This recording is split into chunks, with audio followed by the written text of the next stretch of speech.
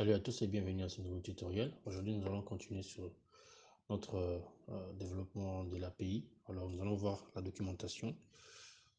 Alors, pourquoi ou les raisons pour lesquelles nous devons documenter lorsque nous faisons de l'API. Alors, c'est l'un des standards du développement backend. Ça permet à une tierce personne d'utiliser notre API. Donc, je n'ai pas forcément besoin d'être là. Et si une autre personne tombe sur ma documentation, elle va comprendre ce que je fais. Donc, c'est l'une des raisons pour laquelle je vais documenter mon API pour que une autre personne puisse l'utiliser. Je prends un exemple. J'ai travaillé sur un projet au sein d'une entreprise. Voilà, j'ai fait le projet, mais après, je trouve une autre opportunité. Je dois partir.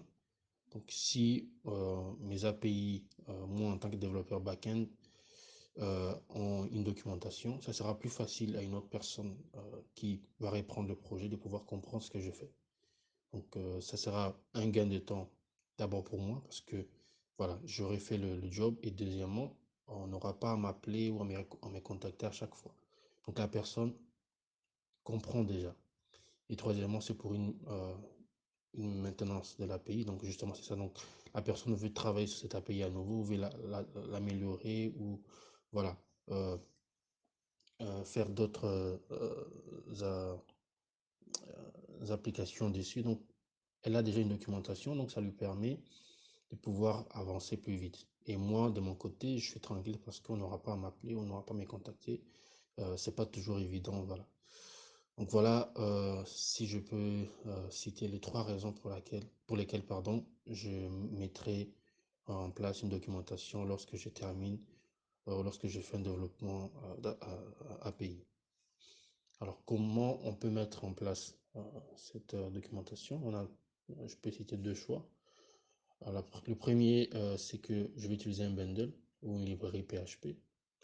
Le second, je peux aussi le faire manuellement, c'est-à-dire que dans le code, j'ai non seulement je commente mon code, mais aussi lors de à l'entête de l'API, on le verra tout à l'heure, j'ai euh, j'explique en fait ce que mon API va faire, les paramètres que mon API va prendre, comment je vais devoir euh, euh, utiliser cette API.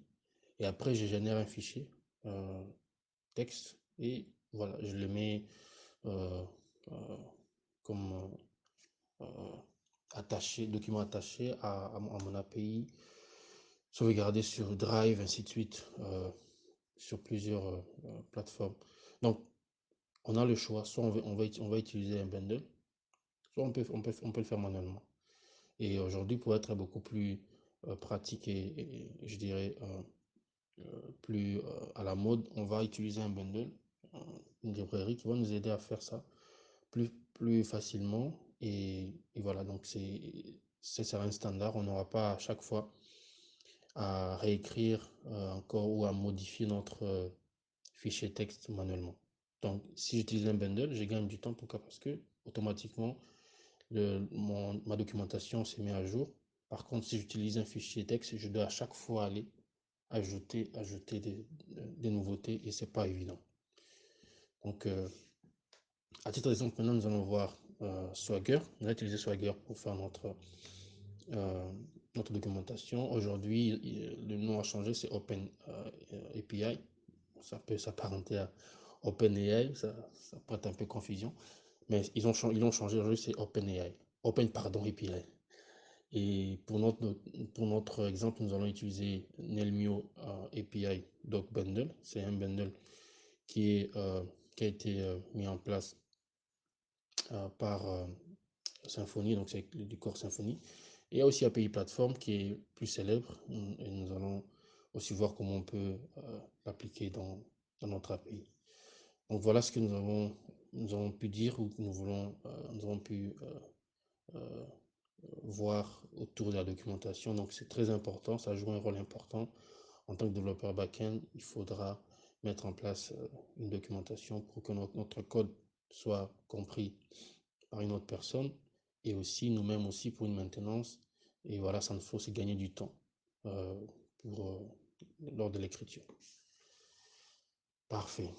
Donc, comme j'ai dit, nous allons utiliser Nelmio. Alors, Nelmio, c'est quoi ici? Il dit que Nelmio est un bundle qui te permet de générer une documentation en utilisant OpenAPI, comme je dis, donc anciennement Swagger. Et Swagger est très célèbre, je dis, ça c'est utilisé même sur d'autres euh, frameworks, pas forcément Symfony. Donc, ils sont assez célèbres pour tout ce qui concerne la documentation des API.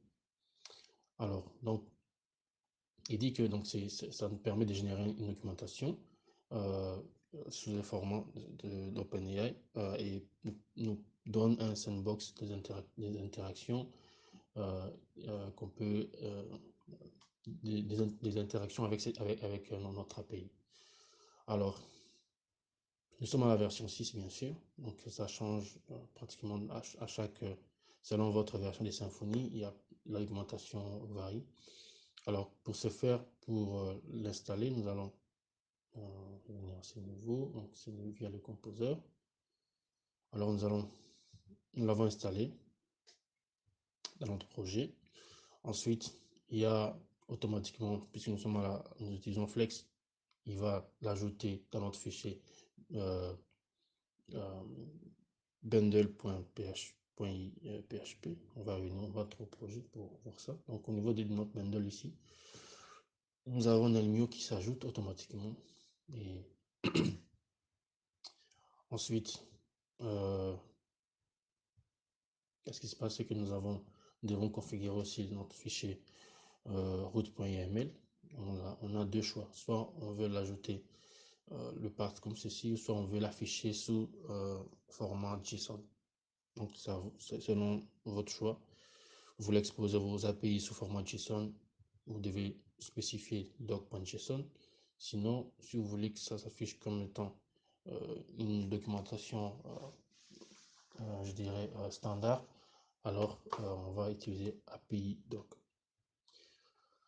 Parfait. Donc, après, il y aura aussi un autre fichier Nelmio API doc qui sera généré et dans lesquels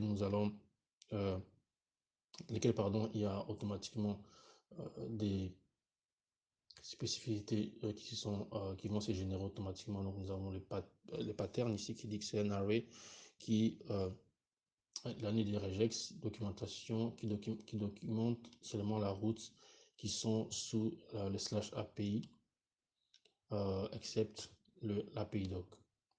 Donc, toutes nos API qui commencent par un slash, toutes nos routes pardon, qui commencent par un slash API seront visibles dans notre documentation. Par contre, les spécificités de l'API doc ne seront pas visibles. On le verra tout à l'heure. Parfait. Ici, nous avons le host pattern qui est le slash API, comme on a dit. Alors, comment les bundles fonctionnent? Donc, ici, il dit qu'il va générer une documentation grâce au describer. Il extracte le data depuis le Swagger PHP annotation. Nous, ici, comme nous sommes en Symfony, on va dire la version 6 utilise les arrays.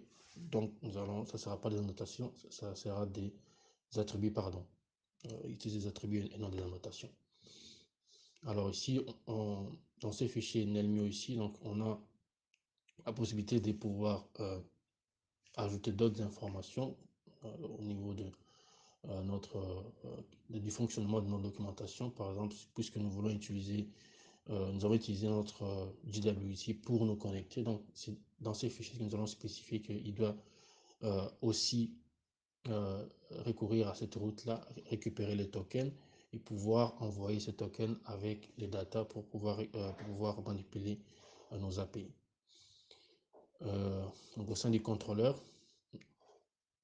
nous allons l'indiquer comme suivant. Donc nous avons notre route ici.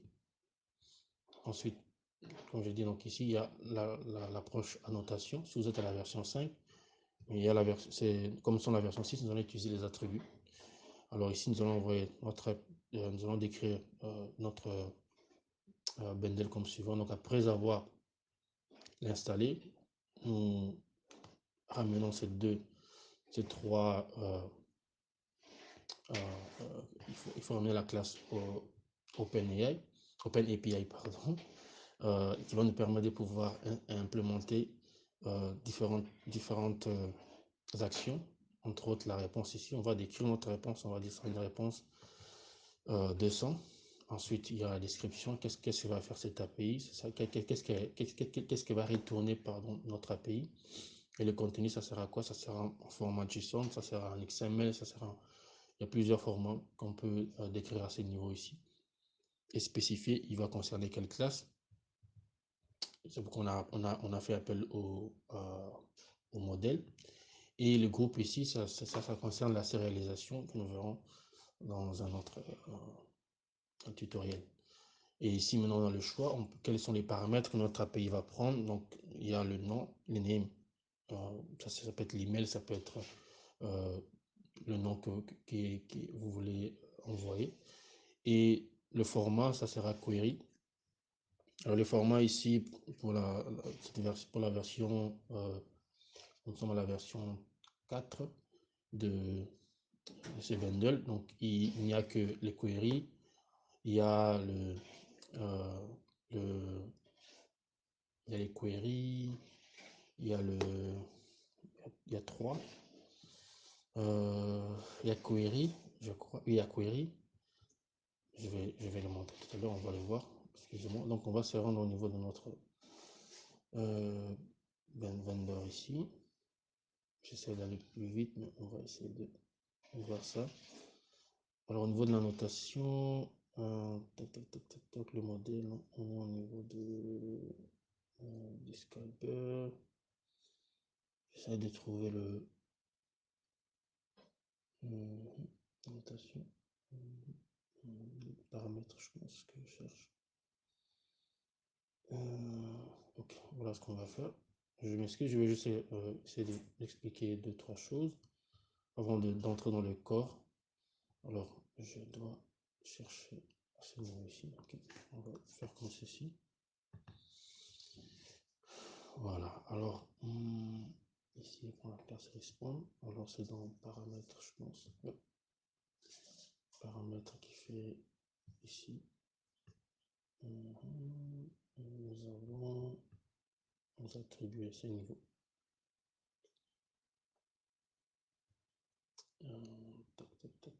Non, c'est pas ça. Alors, on va trouver rapidement ces informations. Et l'opération, je pense. Non. L'opération. Voilà, j'avais ça tout à l'heure. Paramètres. Voilà, ici d'abord. C'est le in en fait. Ok, désolé, je l'avais sous mes yeux. Ok, donc le in, en fait, il peut recevoir un query, il peut recevoir un header, il peut recevoir le path, il peut recevoir les cookies. Voilà, ce que je voulais dire. Alors, la description décrit qu'est-ce que le champ va faire, et le schéma, ça sera le type, est-ce que c'est un string, est-ce que c'est un file, ainsi de suite. Voilà un peu, en résumé, ce que le bundle fait, nous aide à faire, pardon, lorsqu'on veut le documenter. Alors, dans notre code, voilà ce qu'on a fait. Premièrement, après l'avoir installé, comme je disais tout à l'heure, je vais fermer tout ceci, on n'en a pas besoin. On va faire comme ceci, comme ceci. Ok, donc après avoir installé notre bundle, donc il y a ce fichier, comme je disais tout à l'heure, qui est généré. Alors ici, je l'ai étendu pour expliquer qu'est-ce qu'il doit faire. Alors premièrement, ici, il y a la notation serveur, donc qui nous passons l'URL de notre application. Ensuite, ici, on peut nommer, on peut désigner, donner un nom à notre application. Donc ici, j'ai dit mon application, vous pouvez mettre ce que vous voulez. La description, c'est que pour moi, ça, notre API notre application, ça sera des API pour gérer des produits. C'est la version 1. Alors les paths j'explique pour qu'il puisse aller récupérer le JWT, donc il va aller de manière suivante. Donc c'est un token, le tag sera le token. Ensuite, pour expliquer ici le SAML, je dis que ça permet d'obtenir le token de JWT pour se connecter. Et ici, ça sera les request body. Ça sera quoi? Ça sera pour créer notre token. Et le contenu, ça sera le format JSON, comme on l'a vu avec le Talent Tester API. Ensuite, la response, ça sera un objet 200. La valeur 200 qui, comme description, va nous permettre de récupérer la récupération du token JWT. Ensuite, pour les schémas, ça sera un objet qu'on va envoyer de type string et ça sera read only. Les credentials, ça sera des types objets. On va envoyer quoi? On va envoyer l'email. Ici, je me réfère à la version du Symfony. Donc, si vous êtes dans la version 5, ici, ça ne sera pas l'email, mais ça sera quoi? Ça sera username. Mais comme nous sommes dans la version 6, ça sera l'email ici. Voilà.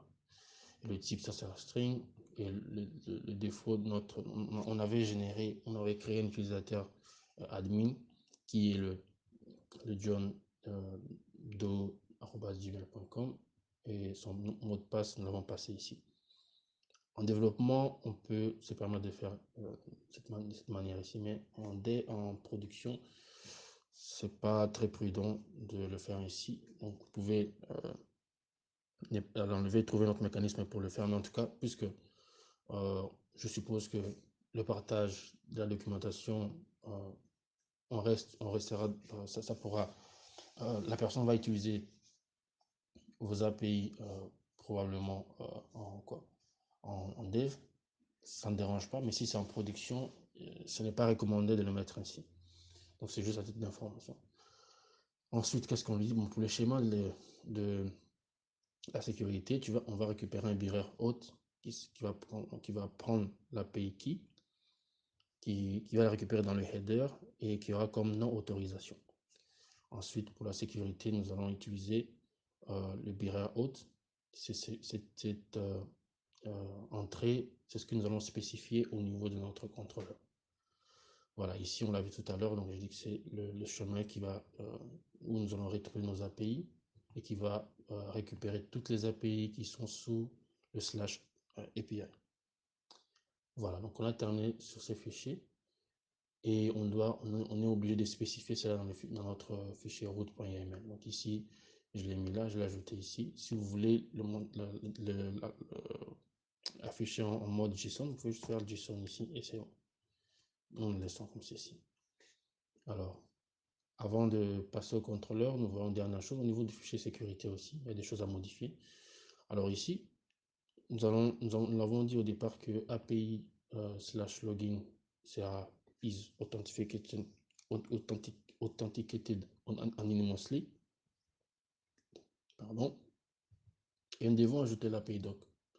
Si nous ne l'ajoutons pas ici, pardon, il va devoir nous demander un token. Ça ne sera pas visible. Or, nous, on veut que ça soit public, donc on va dire que ça sera public access. Et spécifiquement, notre méthode API create user admin dans l'épisode précédent, c'était sans /API, mais ici, puisque je voudrais que ça s'affiche aussi dans notre documentation, je l'ai spécifiquement ajouté ici comme route pour dire que voilà, il sera aussi on pourra l'accéder sans besoin d'envoyer un quelconque token. Voilà, donc nous avons terminé pour cette partie ici. Voilà. Et maintenant, nous pouvons voir ce qu'on a fait au niveau du contrôleur. Alors, au niveau du contrôleur, comme j'ai dit tout à l'heure, que j'ai spécifiquement ajouté le /API pour que cela s'affiche au niveau de notre documentation. Alors, j'ai dit qu'ici, pour l'objet de la réponse, donc je fais appel à l'Open API. Ça sera de type response. La response que nous allons envoyer, ça sera 200. La description, j'ai dit quoi? Ça sera renvoi à la création d'un utilisateur qui sera administrateur. Le content, on va l'envoyer, ça sera un JSON. Le type, ça sera array. Je m'excuse pour le bruit, il y a des travaux tout autour. Et pour le body, le request body, nous allons lui envoyer aussi une description. On va dire que ça sera l'envoi de l'email et du nom du nouveau administrateur. Le contenu, ça sera du JSON. Alors, qui va récupérer les properties. On va dire la première propriété que tu vas envoyer, ça sera quoi? Ça sera l'email. Ça sera de type string. Et le second, ça sera le nom de type string. Ensuite, ici, le tag je dis que voilà, pour celui-ci, son tag, ça sera quoi? Ça sera user admin. Parfait. Pour la création d'un utilisateur simple, je fais pareil. Donc, je vais voir ici. Donc, ça sera aussi le type response, comme on l'a vu de l'autre côté. Et ici aussi, pareil, je l'envoie comme ceci. Alors, maintenant, à ce niveau, je précise la sécurité, puisque je lui ai dit que pour qu'il puisse créer un utilisateur simple, on a besoin d'être admin. Donc, je lui ai dit, il doit récupérer les tokens d'abord. Ça, c'est une route qui sera accessible que s'il y a le token d'authentification. Et de sur quoi encore cette personne doit être admin. Donc, c'est pourquoi on avait utilisé cette annotation suivante. Donc, si je me rappelle bien, c'était is granted. Okay. Non, ici on l'a fait manuellement. C'est l'API suivant qu'on a fait is granted. Donc, c'est à ce niveau ici que j'ai vérifié qui devait être admin. Parfait. Donc, je le précise qu'on aura besoin de récupérer les bearer tokens ici. Donc, c'est via ces tokens qu'il va récupérer ici, le token bearer token auth, que nous allons pouvoir que nous allons lui passer ici pour qu'il puisse exécuter euh, notre fonction create user. Parfait. Et nous passons à l'API suivant. Alors, suivante, pardon. Ça sera la création d'un produit. On fait pareil. Nous allons l'envoyer aussi. Ça sera l'objet, la réponse, ça sera de type descend. La description, il renvoie à la création d'un nouveau produit. Le contenu, ça sera un nouveau modèle de la classe product.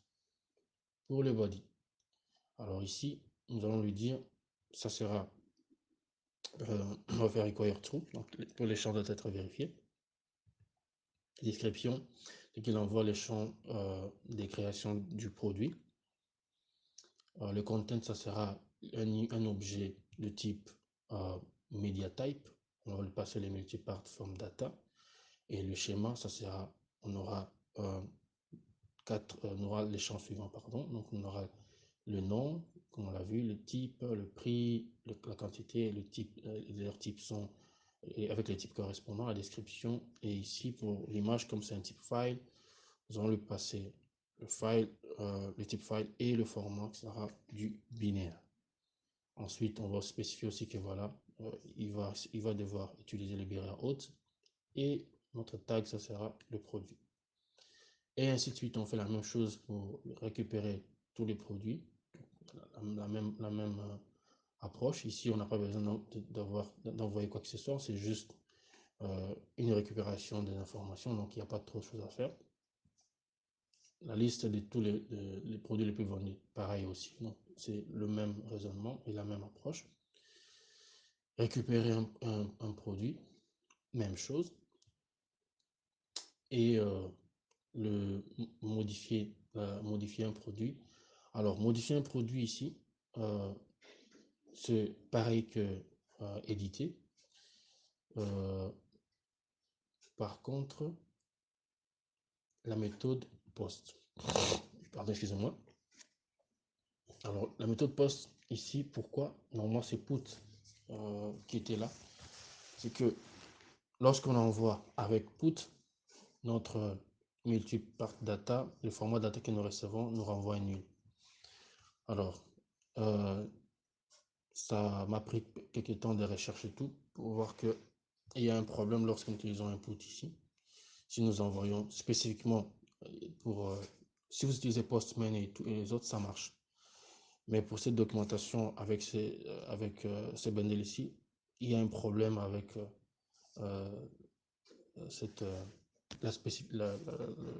le verbe HTTP put ici, spécifiquement pour le multipart format data. Donc, ils n'ont pas encore implémenté. Pour gérer cela, c'est un problème ou une exception encore qui est là. Sinon, il y a une alternative, c'est d'utiliser le put pour faire l'edit. Alors, ça dérange un peu la vue, puisqu'on est habitué à utiliser le put ou le patch. Mais c'est ce qui est, c'est ce qui est recommandé ou demandé en ce moment. Donc, si une personne a une information là-dessus, on pourrait toujours la partager, ça sera intéressant. Donc, pour l'instant, nous allons remplacer simplement le put ici par le post pour que nous puissions envoyer nos data. Et voilà, donc c'est pareil que la création. Ensuite, la suppression, c'est la même chose. Nous avons juste une réponse ici. Que nous allons dire que voilà, c'est supprimer la suppression d'un produit. Il envoie, tac, tac, tac, c'est bon et on est bon. Voilà, donc, qu'est-ce que je peux encore dire? Je pense que c'est bon.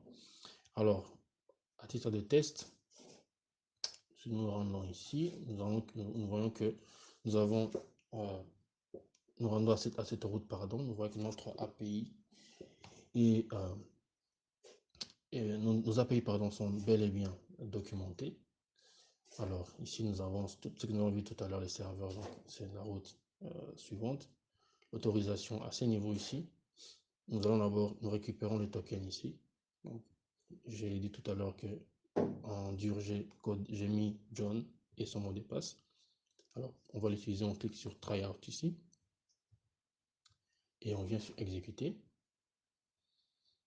Voilà, donc automatiquement, il génère un token. Et ce token, je le récupère comme suivant. Voilà. Et je reviens au niveau d'autoriser. Ici, je vais me logout d'abord. Maintenant, je vais rajouter les tokens. Pour ajouter les tokens, j'avais dit que c'est des types binaires, donc on va mettre binaire devant et on ajoute les tokens, authorize et nous pouvons fermer. Et maintenant, nous pouvons exécuter tranquillement nos API.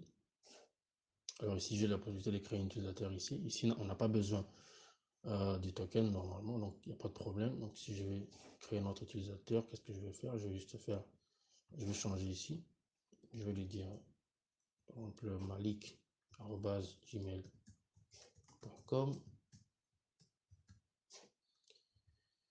et Malik. Et si vous remarquez, c'est très beau l'interface, voilà, c'est facile à voir, à comprendre. C'est plus beau que de prendre un document texte et tout. Donc ça joue aussi sur le mental, mais ça ne change rien forcément. Donc nous avons notre réponse ici. Donc le statut, c'est quoi? C'est true, ce qu'on avait dit là. Et utilisateur créé avec succès. Parfait. Passons à l'API suivante. Pardon. Donc c'est API create user. C'est pareil que l'autre. Nous allons aussi faire ici. Donc la seule différence, c'est que lui sera un utilisateur simple, l'autre aura comme nom, comme rôle, pardon, admin. On va dire ici user, on va dire Carl comme ça, gmail.com. Ici, on va dire Carl, execute. Parfait, ça marche. Donc, true, utilisateur créé avec succès. Alors, passons à l'API create un produit. Ici aussi, c'est le type multipath comme on l'a vu tout à l'heure. On va créer tryout. Donc, vous comprenez un peu le jeu. Donc, ici, qu'est-ce qu'on va dire? On va dire, c'est par exemple, ça sera Nissan 6, Nissan bon état. Donc, le prix, n'importe quoi ici. Ça sera, pardon, ça sera de type un float ici. Donc, on va faire comme ça. La quantité, on va dire aussi, donc le 23. Description, Nissan, on va dire c'est good shape, pardon, par exemple. On va juste prendre une photo, une image ici, on fait ça et exécuter. Et voilà, qu'est-ce qu'il nous dit? Il nous dit les produits ajoutés avec succès. Parfait. Donc c'est un peu comme un jeu d'enfant, donc on y va et vous pouvez utiliser, continuer de cette manière. Donc ici c'est juste get, donc on n'a rien à envoyer, on va juste faire exécuter. Il nous renvoie la liste. Voilà, si nous regardons la liste, nous voyons que notre Nissan 6, Nissan bon état, Nissan Shape Good Shape est ajouté, et bien là. Et le produit le plus vendu, pareil aussi, donc c'est juste une liste que nous récupérons, donc exécuter. Voilà, donc il nous renvoie la liste, les trois Non, les trois produits qui sont les plus vendus. L'API pour récupérer un produit. Donc, pareil, ici, on envoie simplement l'ID. Donc, je prends par exemple, on a un 9, par exemple, je crois. Alors, qu'est-ce qu'il nous renvoie? Il nous renvoie True, il nous renvoie Nissan Go One, Nissan Good, ce qu'on vient d'ajouter tout à l'heure. Parfait. Et on peut éditer un produit. Ici, c'est la même chose. Donc, on lui envoie l'ID, ainsi de suite, ainsi de suite. Donc, et on trouve. Pardon, qu'est-ce que j'ai fait? Comme ça. Voilà, donc on lui renvoie les informations et il va éditer. Supprimer, même chose. Je vais essayer. Donc, encore une fois, je m'excuse parce qu'il y a des travaux juste à côté. Il y aura du bruit. Sinon, c'est ça. Donc le produit a été supprimé avec succès. Et si je reviens à ce niveau, get all product, pardon. En tout cas, je m'excuse beaucoup pour ce bruit.